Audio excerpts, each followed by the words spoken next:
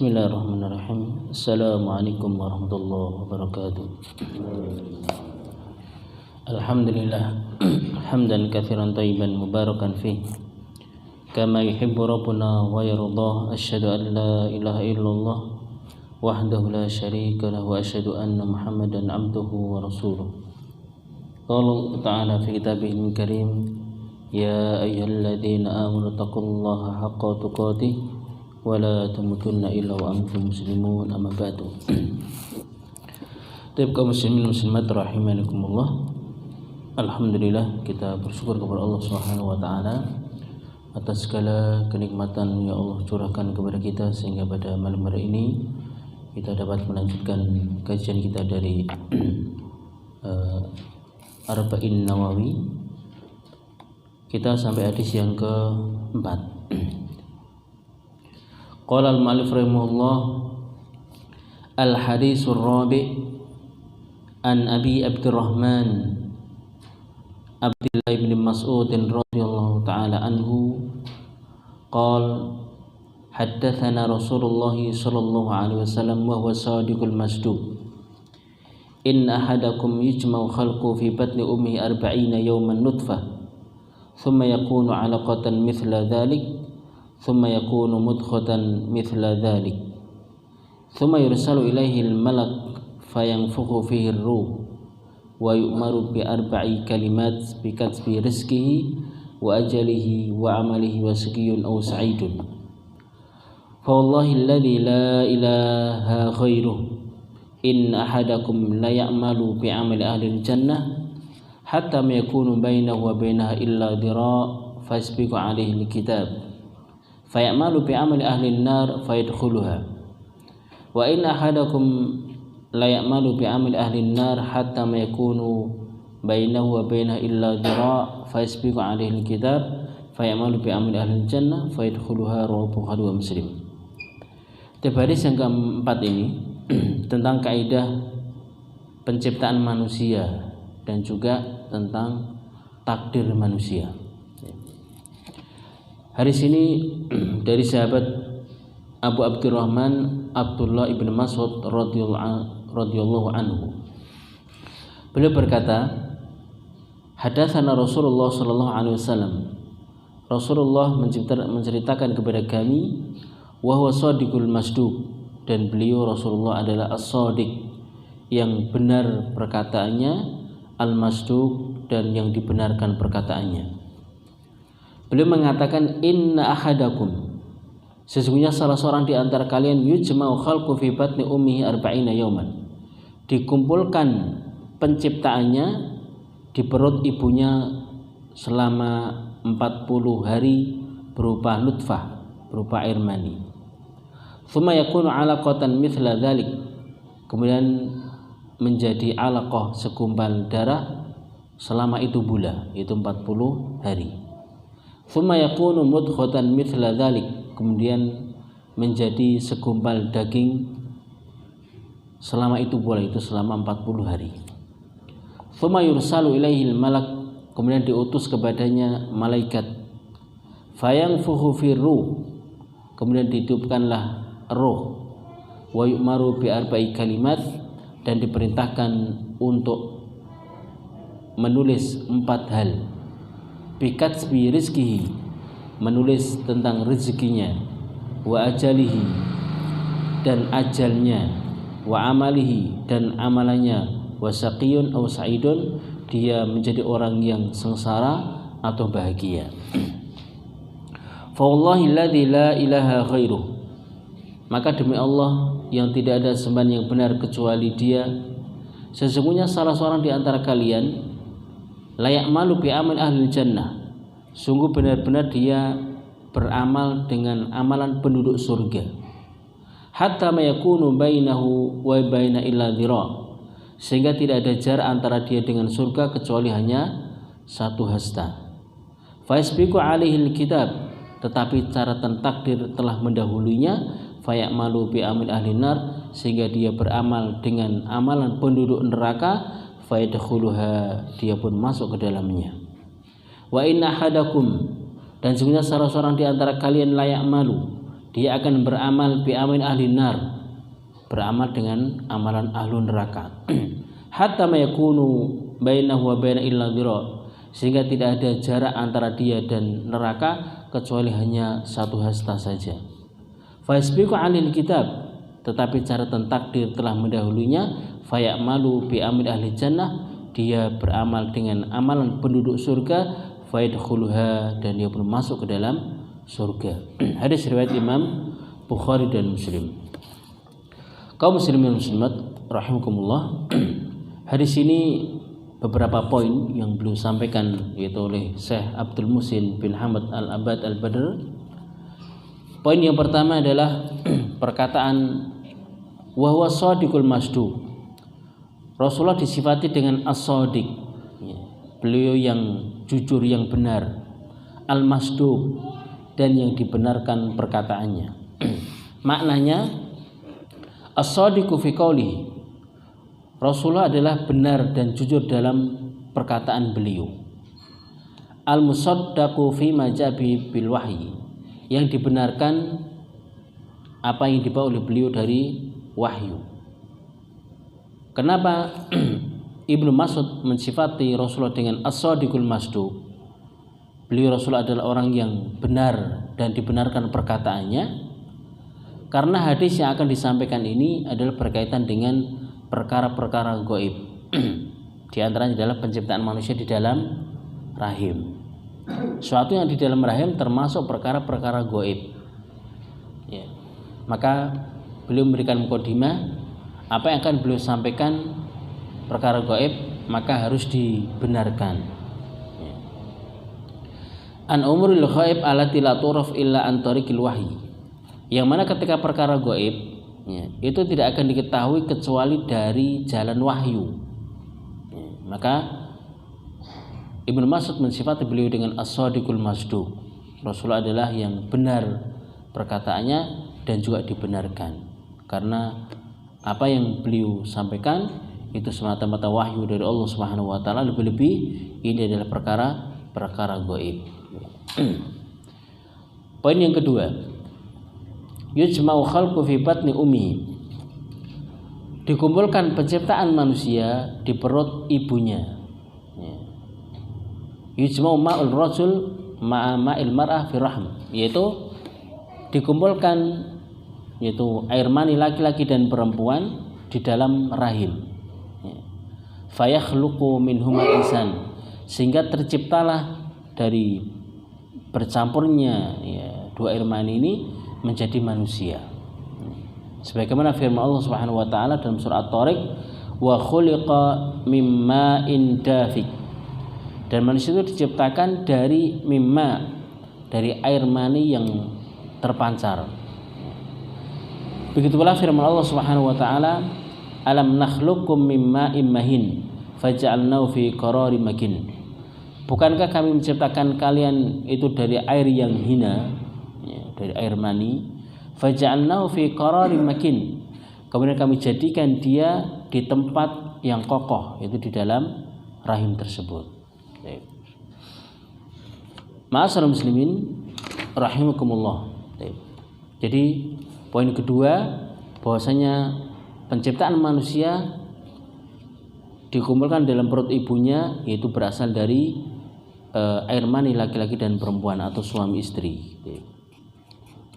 Dalam hadis ini disebutkan fase penciptaan manusia. Yang pertama adalah berupa nutfah, itu berupa air mani selama 40 hari. Kemudian yang kedua adalah setelah 40 hari menjadi alaqah, itu segumpal darah selama 40 hari pula. Setelah itu menjadi setelah mudghah, ya, maka yang ketiga adalah mudghah, yaitu segumpal atau segumpal daging. Maka 40 hari, maka genap 120 hari. Ini penciptaan manusia. Dan tentang menguatkan hadis ini, Allah juga menyebutkan dalil dari Al-Quran. Di antaranya adalah dalam surah Al-Hajj ayat yang kelima, Allah mengatakan, ya ayuhan nas in kuntum fi raibim minal ba'thi fa inna khalaqnakum min turab thumma min nutfah thumma min 'alaqah thumma min mudghah mukhallaqatin wa khair mukhallaqah. Wahai sekalian manusia, jika kalian ragu tentang adanya hari kebangkitan, maka sesungguhnya kami telah menciptakan kalian itu dari turab, dari tanah, thumma min nutfah, kemudian dari air mani, thumma min 'alaqah, kemudian setelah itu menjadi darah, thumma min mudghah, kemudian menjadi daging, mukhallaqatin wa khair mukhallaqah. Ada yang menjadi manusia, ada yang tidak menjadi. Kemudian di antara juga tentang fase penciptaan manusia, juga Allah sebutkan dalam surah Al-Mu'minun ayat yang ke-11 ayat ke-12 sampai ayat 14. Di situ Allah menerangkan, walaqad khalaqnal insana min sulalatin min tin, dan kami sungguh telah menciptakan manusia dari saripati tanah. Tsumma ja'alnahu nutfatan min qararin makin, kemudian kami jadikan nutfah, yaitu air mani, fi qararin makin, kami tempatkan di tempat yang kokoh, yaitu di dalam rahim. Tsumma khalaqna nutfah 'alaqah, setelah menjadi nutfah kami rubah menjadi 'alaqah, yaitu segumpal darah. Fa khalaqnal 'alaqah mudghah, setelah menjadi darah berubah menjadi mudghah, segumpal daging. Fa khalaqnal mudghah idhaman, kemudian kami ciptakan tulang belulang. Fa kasawna al-idhama lahma, setelah ada tulang belulang maka kami bungkus tulang belulang itu dengan daging. Tsumma ansa'nahu khalqan akhar, kemudian jadilah makhluk yang lain itu menjadi manusia. Fatabarakallahu ahsanul khaliqin, maka Maha Suci Allah sebaik-baik pencipta. Jadi ringkasnya bahwasanya manusia diciptakan dari air mani, setelah itu menjadi segumpal darah, kemudian menjadi segumpal daging, kurang lebih selama 120 hari. Ma'asyiral muslimin rahimakumullah. Kemudian setelah 120 hari, wa ba'da mudhi hadhil atwari thalatha, setelah 120 hari, tunfakhu fi ruh, maka ditiupkan ruh, fayakunu insanan hayyan, maka ketika sudah ditiupkan ruh maka dia sudah menjadi manusia. Wa qabla dzalika huwa mayitun, berarti sebelum itu berarti dia dalam keadaan mati. Sebelum 120 hari sebelum ditiupkan roh berarti dia dalam keadaan mayit. Dan sungguh telah datang dalam Al-Qur'an, manusia itu memiliki dua kehidupan dan dua kematian.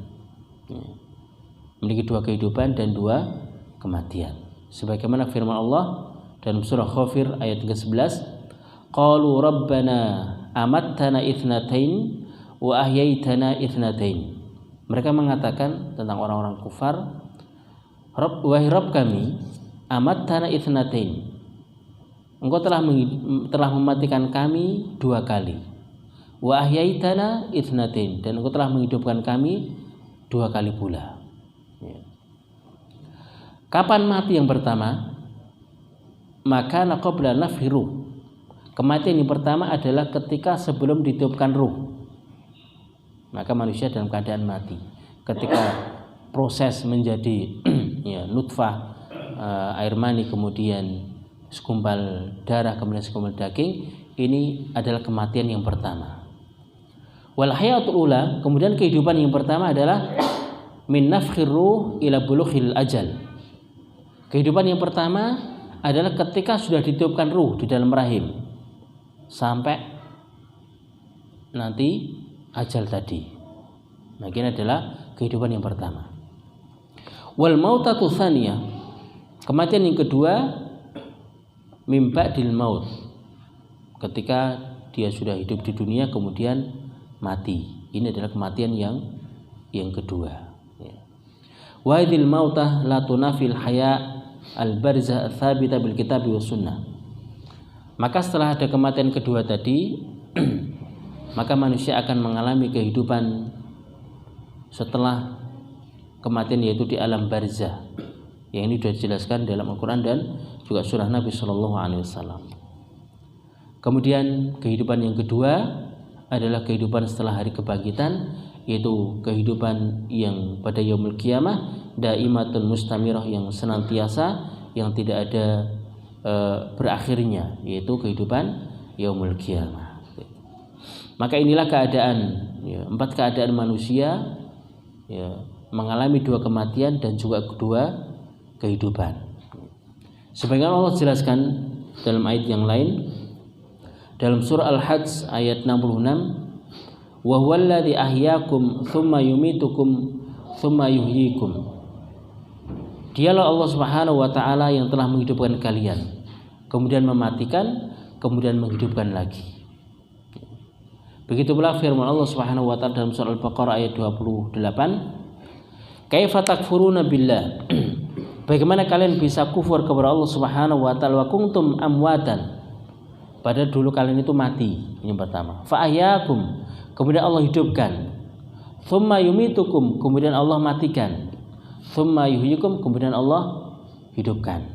Dalam ayat ini Allah jelaskan ada 2 kematian, ada 2 kehidupan. Itulah tentang manusia, ya. Wa idza wulida ba'da nafkhir ruh fi mayitan tajra' ali ahkamul wiladah. Setelah kemudian sedikit faedah di sini belum menjelaskan, ketika seorang dalam keadaan hamil, ya, kemudian sudah berumur 120 hari, berarti sudah ditiupkan ruh. Ketika mengalami keguguran, ya, kemudian dalam keadaan mati, ya, maka dia diperlakukan sebagaimana manusia yang sudah dewasa. Maknanya dia dimandikan, disolati sebagaimana orang yang sudah dewasa. Ini ketika janin tersebut sudah berumur berapa? 120 hari. Ketika keguguran, maka diperlakukan sebagaimana orang biasa, ya, dimandikan, disolati dan dikuburkan. Ini. Wa qaulul ammah, adapun ketika wa idza saqata qabla dzalik fala tajri 'alaihi hadil ahkam. Adapun ketika mengalami keguguran sebelum, ya, 120 hari, ya mungkin 100 hari atau mungkin sebelumnya, maka tidak diberikan hukum sebagaimana manusia, karena memang belum bentuk manusia, belum ditiupkan apa? Roh. Tapi kalau sudah 120 hari sudah ditiupkan roh, ya, maka ketika dia keguguran, maka diperlakukan sebagaimana manusia yang lain. Kemudian setelah ditiupkan roh, maka ditulis, ya, tentang takdirnya. Di antaranya adalah ditulis tentang rezekinya, ajalnya, ya, amalnya, dia bahagia atau sengsara. Maka ini adalah perkara-perkara gaib. Maka perkara yang ada di rahim adalah termasuk perkara-perkara gaib yang seorang manusia harus untuk meyakininya. Kemudian selanjutnya wa anna qadarullah sabaqa bi kulli ma huwa kainun. Bahwasanya takdir Allah Subhanahu wa taala itu sudah Allah tulis, ya. Takdir semua makhluk itu sudah Allah tulis, ya, 50.000 tahun sebelum Allah menciptakan langit dan bumi. Kemudian manusia ditinjau dari awal dan akhirnya itu ada 4 keadaan. Yang pertama adalah awalnya baik, ternyata kemudian akhirnya juga baik. Ini keadaan pertama. Manusia ditinjau dari awal dan akhirnya, ya, itu ada 4 keadaan. Yang pertama adalah min bidayatuhu hasanah wa nihayatu hasanah. Jadi awalnya baik, akhir hidupnya juga baik.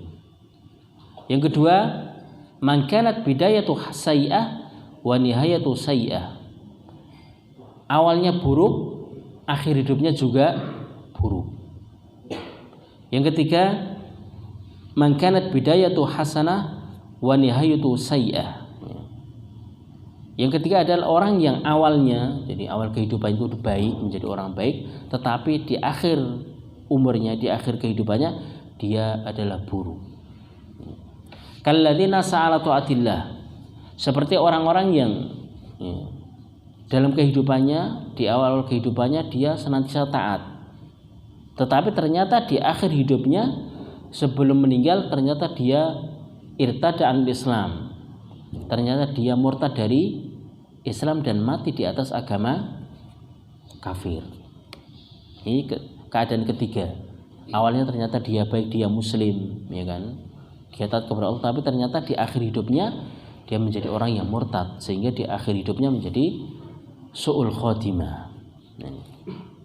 Keadaan yang keempat adalah man bidayatu sayyi'ah wa nihayatuhu hasanah. Orang yang awalnya buruk, awal-awal kehidupannya dia menjadi sering bermaksiat dan sebagainya, tapi ternyata di akhir hidupnya dia menjadi orang yang baik.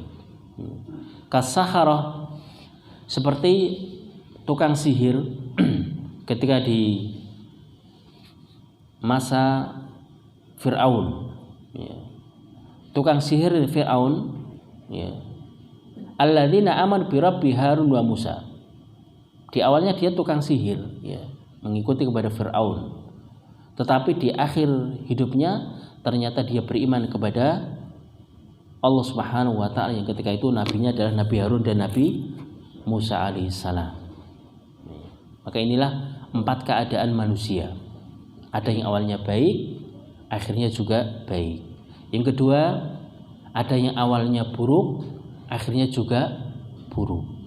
Yang ketiga, ada orang yang awalnya baik tetapi akhirnya buruk. Ada yang sebaliknya, awalnya buruk tetapi ternyata akhirnya menjadi orang yang baik. Inilah pembagian manusia ditinjau dari awal dan akhir daripada kehidupan manusia.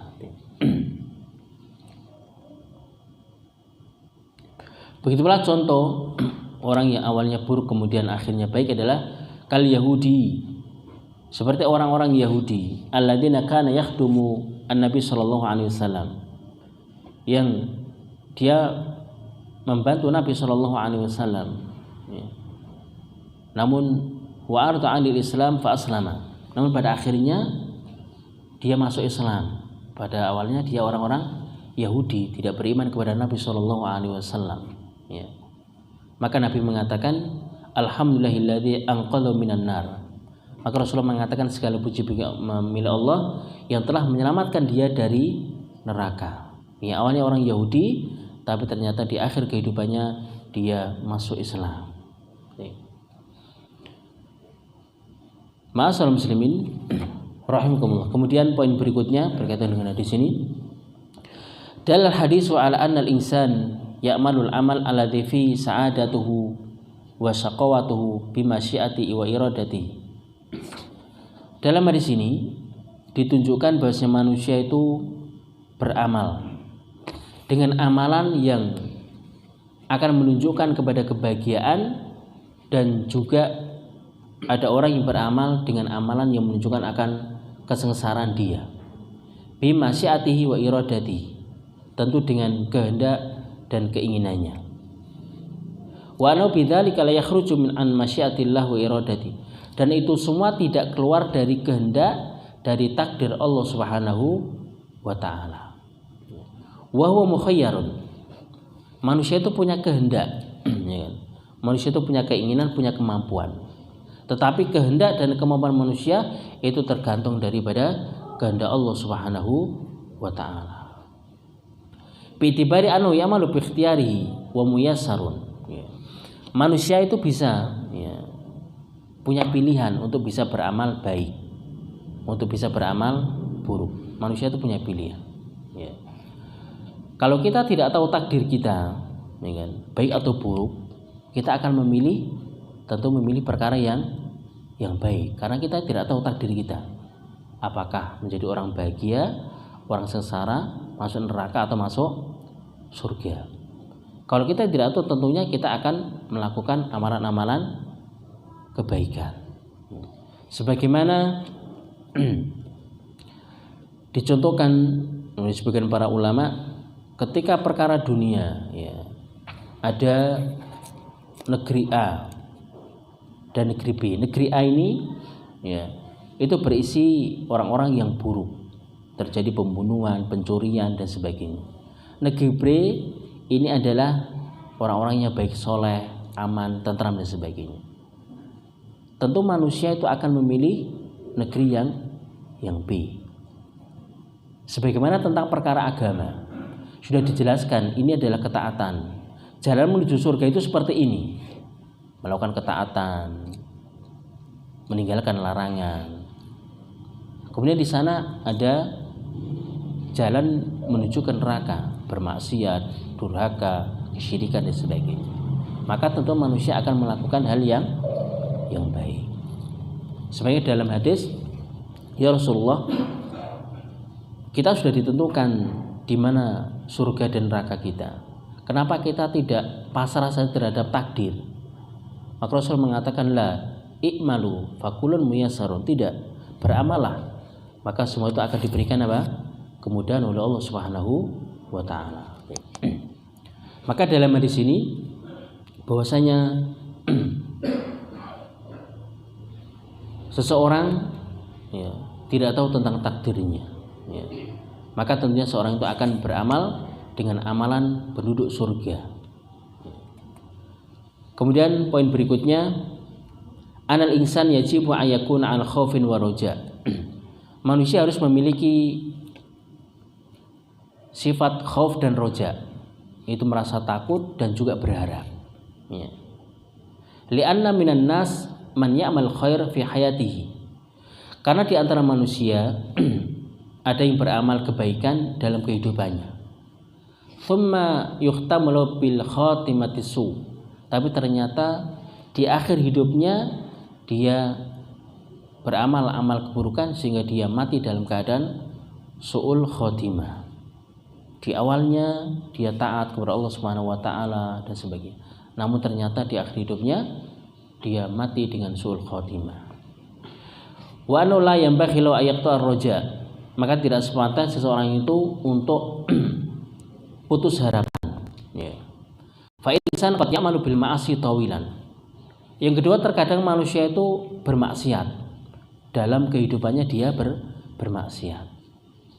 Namun ternyata Allah berikan hidayah, ya, berikan petunjuk sehingga di akhir hidupnya dia ternyata menjadi orang yang taat sehingga dia mati dalam keadaan husnul khotimah. Maka seorang harus dalam kehidupan ini, dalam beribadah, harus disertai adanya khauf dan roja. Sehingga para ulama mengatakan khauf dan roja ini itu bagikan sayap burung, harus seimbang. Kalau tidak seimbang maka tidak akan bisa berjalan. Maknanya ketika kita beribadah kepada Allah Subhanahu wa taala dalam kehidupan ini, kita harus juga berharap dengan amal soleh kita menjadi orang-orang yang baik, dimasukkan ke dalam surganya. Namun kita juga harus khauf, takut, jangan-jangan amalan kita, ya, tidak diterima oleh Allah Subhanahu wa taala. Jangan-jangan nanti kita akan dalam keadaan mati su'ul khotimah. Maka kita senantiasa rasa takut dan rasa berharap ini harus senantiasa ada dalam diri kita. Ya, tidak boleh seorang itu mengalahkan salah satunya, terlalu berharap, ya, dia terlalu pede, ya. Maka ini tidak boleh pula terlalu takut, ya, sehingga tidak ada harapan sama sekali. Maka antara khauf dan roja, antara takut dan harapan, maka harus seimbang. Kita berharap dengan amal soleh yang kita lakukan, ya, mendapatkan ridho dari Allah Subhanahu wa taala. Kita pun memohon dan agar kita ditutup dengan husnul khotimah dan dimasukkan ke dalam surga. Namun satu sisi kita juga takut. Dengan rasa takut ini kita senantiasa untuk memperbaiki amal soleh kita, ya, tidak pernah putus asa dari beramal soleh.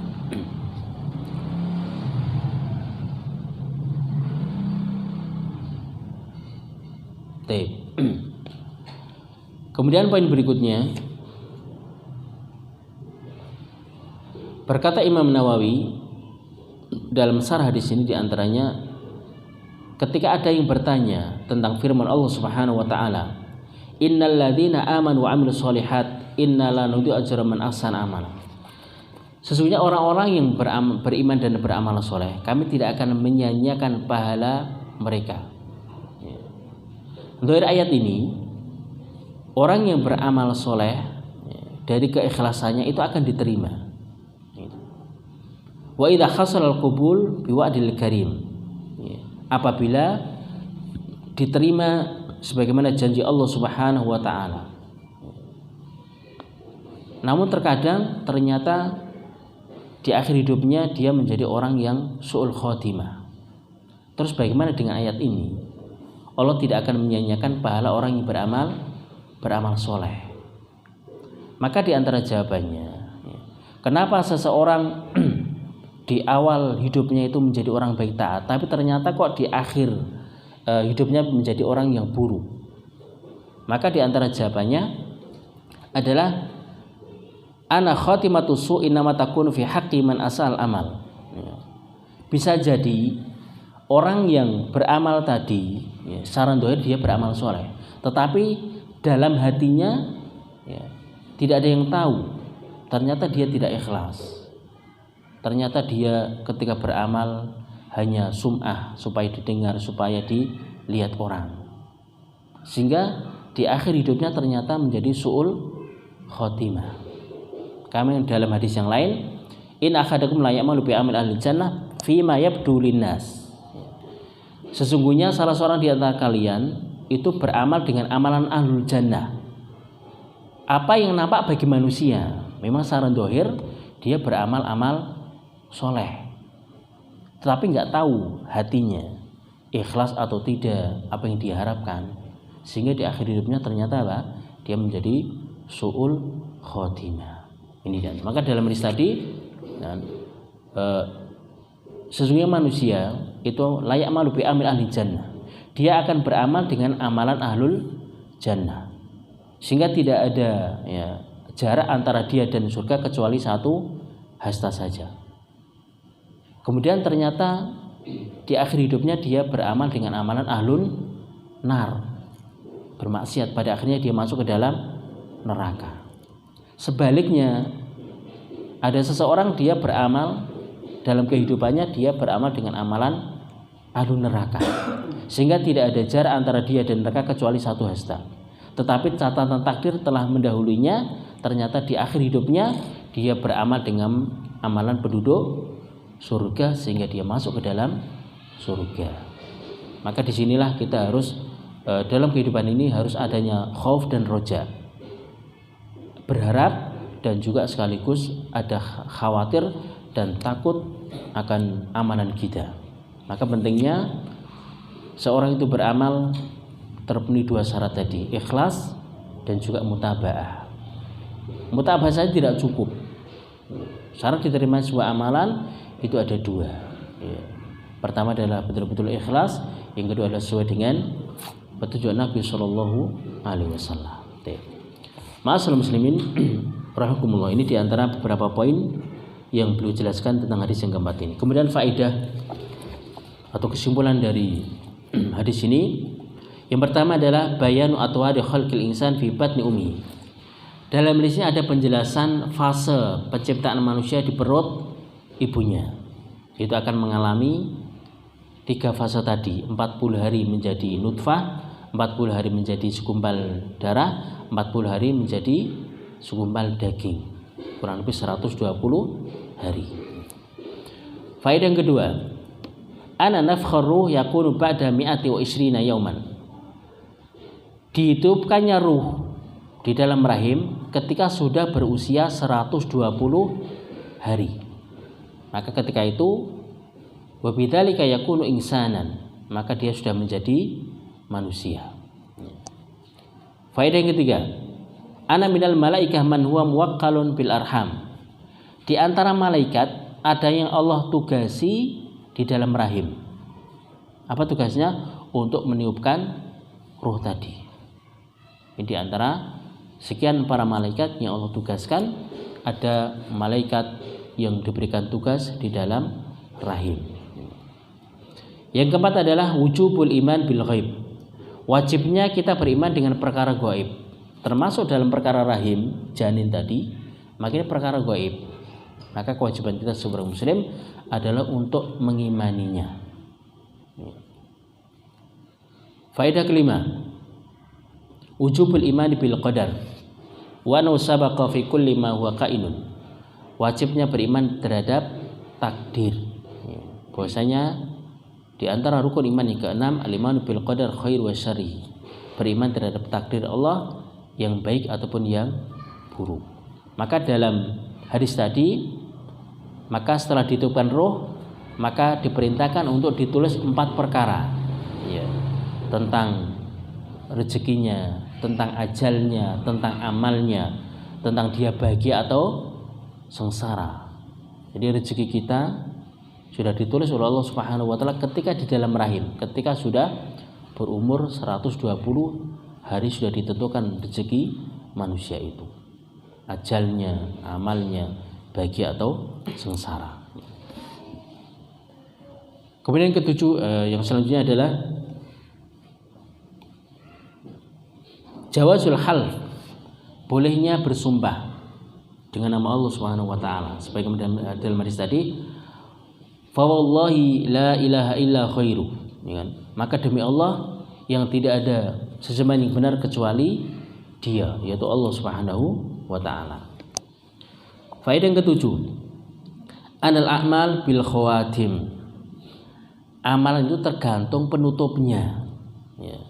Amalan tergantung penutupnya, sehingga seorang itu akan terus-menerus berbuat kebaikan, tidak putus asa untuk beramal kebaikan, karena yang menjadi kuncinya adalah penutupnya, apakah dia husnul khotimah atau su'ul khotimah.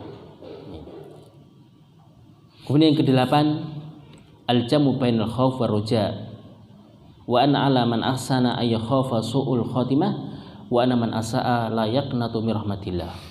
Hendaknya seorang itu terkumpul dalam kehidupannya antara rasa takut dan harapan.